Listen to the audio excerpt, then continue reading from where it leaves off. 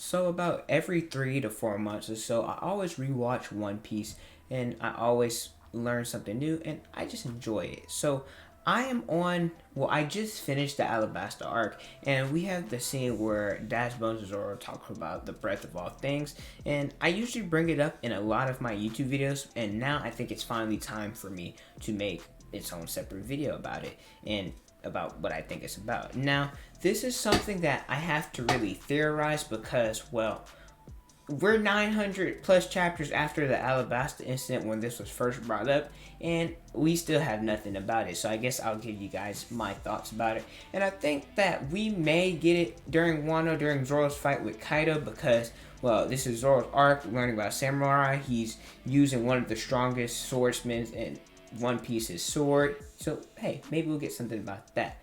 And I'm looking forward to that. But if you guys enjoy regular One Piece content, then make sure you guys like the video, subscribe to the channel, and hit that notification bell so you guys never miss out on a new video.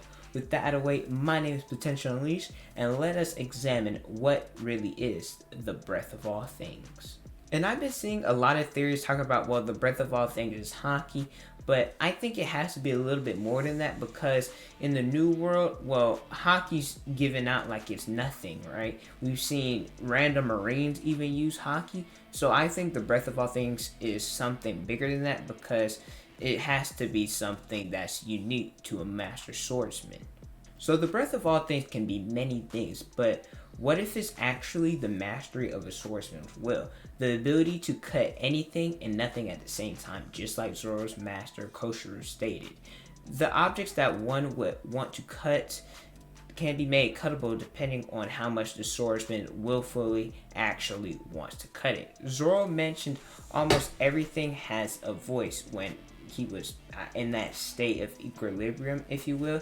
It's just a matter of resonating with that voice in order to cut it. He mentioned that he could hear the voice of the tree, well, I guess the palm tree, the stone, and he could even hear the voice of Dash Bones' steel. Zoro officially taps into the breadth of all things during his fight against Dash Bones, but he claimed that he felt the feeling being close to death before when he fought against Mihawk. So this isn't the first time he's felt the same way, I guess.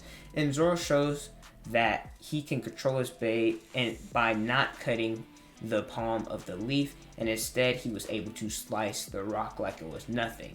Zoro refers to his blade saying it's capable of understanding his will, and Zoro then shows his true power of the breadth of all things by overcoming the gap which he could not clear, which was cutting steel. And Zoro in that specific moment willed himself to cut wood, which is how Zoro ended up defeating Dash Bones. And later we see why he was training after the aftermath when Alabasta was saved, how he was like, he stated something along the lines of, I've got to be able to draw this power out at any time or else I haven't really gotten any stronger, implying that he still hadn't mastered the breadth of all things. Zoro during Wano has been shown to be able to cut fire, and he got this move from Kiyomon. And the reason why I'm bringing this up now is because, well, whenever Kiyomon used the Foxfire style, he never was shown to use haki, and I personally don't think Zoro got this out of thin air. I guess he studied Kiyomon doing it while Luffy and the others were on Whole Cake Island. I don't think Zoro has a Shuriken under his eye, like, come on now. But Zoro, he is talented, don't get me wrong, but him just all of a sudden just being able to cut fire out of thin air is a little bit absurd. But nevertheless, right, Zoro, he could possibly have willed himself into cutting the fire and being able to hear the breath of the fire, which allowed him to finally be able to use the Foxfire technique. And maybe Zoro was able to better get an understanding of the breadth of all things while he was mastering Enma.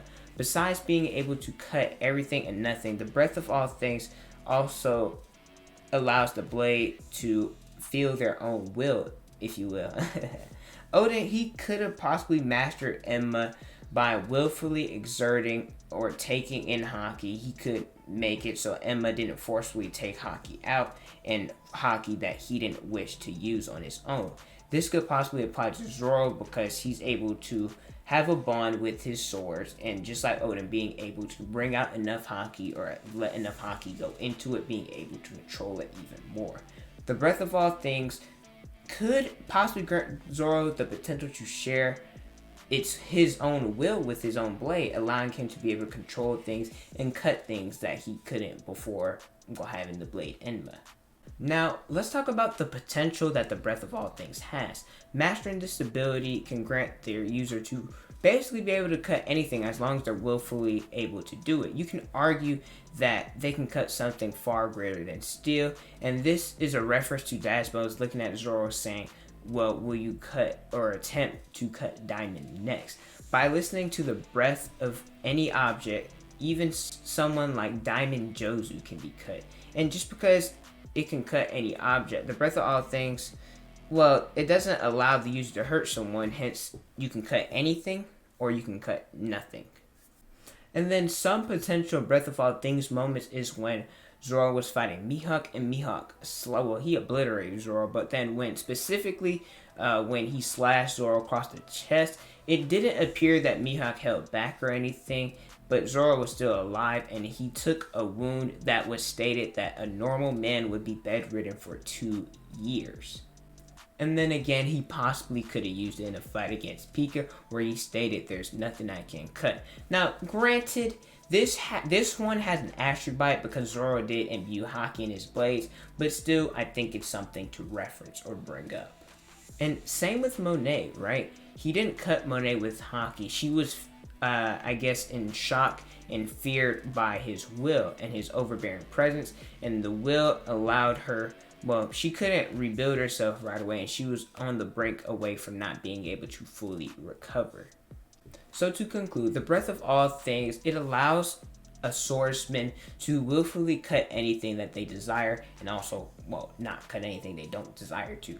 Zoro has been known to be able to quickly adapt in dire situations that in scenarios that he couldn't accomplish before, like cutting fire or cutting steel, where he willed or advanced himself to do so, where he could hear the breath of different objects, and he doesn't have to cut anything at all if he doesn't want to.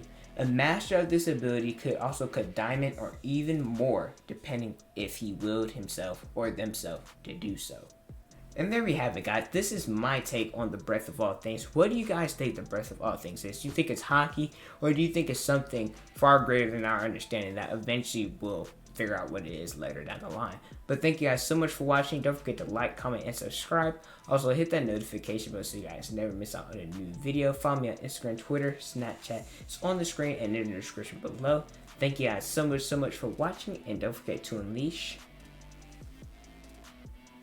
your potential.